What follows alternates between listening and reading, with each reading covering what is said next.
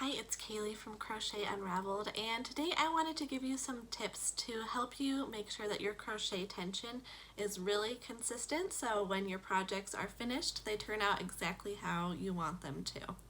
So this took me a while to figure out how exactly to do this, so now I want to share what I've learned with you so that your projects turn out great as well.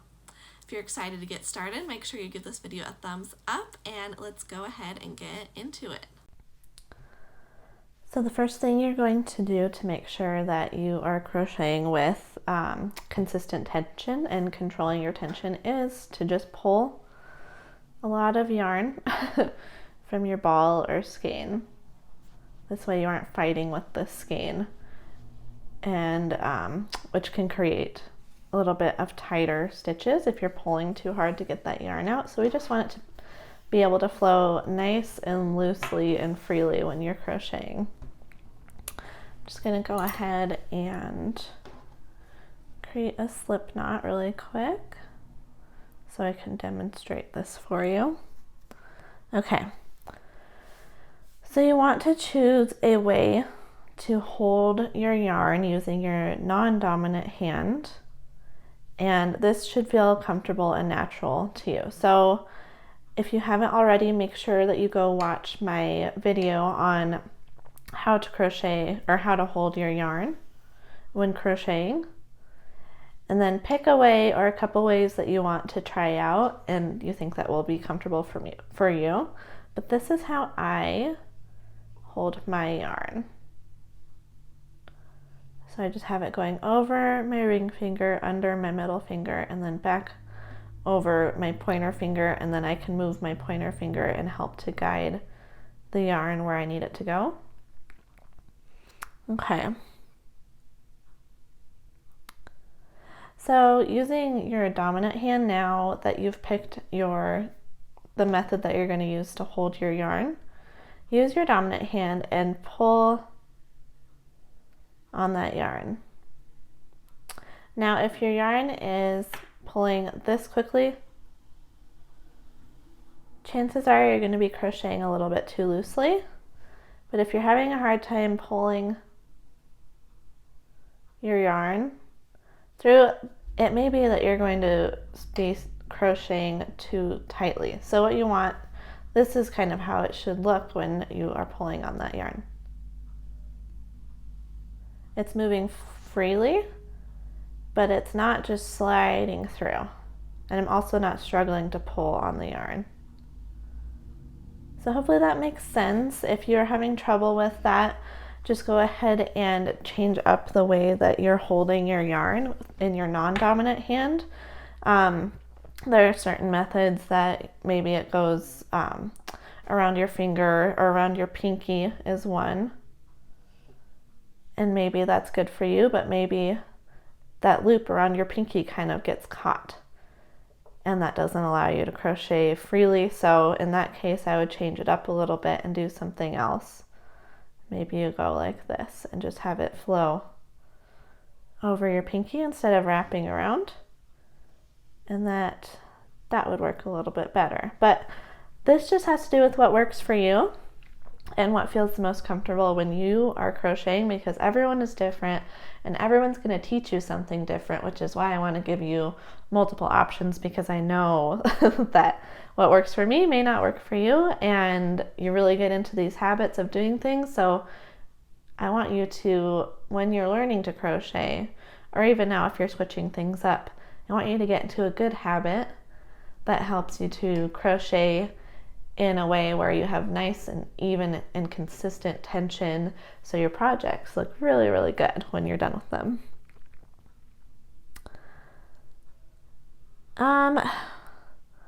A couple of potential mistakes that could be made. When I was first learning how to crochet, I did this a lot, and it resulted in one of my projects being about half the size that it was supposed to be. So I was crocheting a shawl, and it should have been really, really long and been able to like drape around my shoulders, but when I was done with it, it probably would have been the right size for a 5 or 6 year old. But here's what I did. So when I crocheted, I would pull tight after every stitch. And you can see how, I start with a stitch that is that size, kind of guided by the hook size, and then I would pull it tight, and now it's tiny. And not only did that mess up my gauge and make it just way too small, it really hurt my forearm right here. I was pulling on it after every stitch. So don't do that. Instead, let your hook size guide how big your stitches are. So how you can tell you're doing the right tension is there should be a little gap right there, and your hook should just be able to flow right through it. You see how that's about the same size as the hook? That means your tension should be pretty much on point when you can just turn your hook and glide it through there. See, now I have a little bit of space where you can see the air again, and you want that to be the right size on every stitch that you do. So use the head of your hook to guide you if you aren't sure. It should be able to, as you're turning, this is why we turn the hook to pull those stitches through, is because it fits perfectly right through that little hole right there. Another mistake that could be made is not crocheting a gauge swatch when it's needed. And what this is basically a way for you to determine if your tension is correct. And this is common in patterns like clothing. You really want your sweater to be the right size when you're finished with it.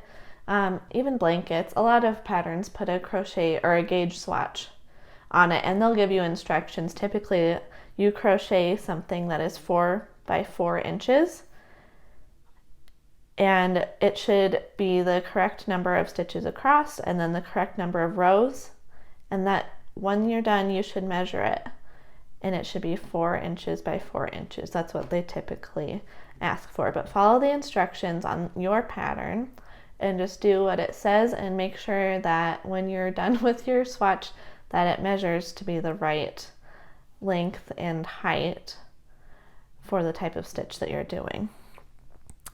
And then third mistake that you can make is not practicing this. So I suggest that you buy a skein of yarn that you don't care about. Yarn can be really, really cheap. Buy a skein that's about $3 or $5 or whatever it may be. They're always on sale somewhere. And then just use that skein and a correct size hook that goes with that skein. And just practice. Just go, crochet a long rectangle, crochet a wide rectangle. Just do something that is repetitive. And so you get the feeling for how I need to hold my yarn. This is how I need to move my hook. And this is the correct tension that is easy to crochet with. I'm not trying to force my hook into these stitches because they're too tight. It's not too loose and there aren't tons of gaps. But that will really help you to just make sure that this is second nature. And when you're crocheting a project that you really care about and you really want it to look good, then you won't even have to think about it. Okay, so now that you've learned the tips on how to keep your crochet tension consistent, it's time to go practice. You may not get it right away, but make sure that you continue practicing. Maybe get some cheap yarn that you don't really care about, and just keep going until the result looks like how you want it to. Alright, if this video helped you out, make sure that you hit that like button if you haven't already, and subscribe to my channel for more crochet videos. And I really hope you guys have a great rest of your day, and I will see you in the next one.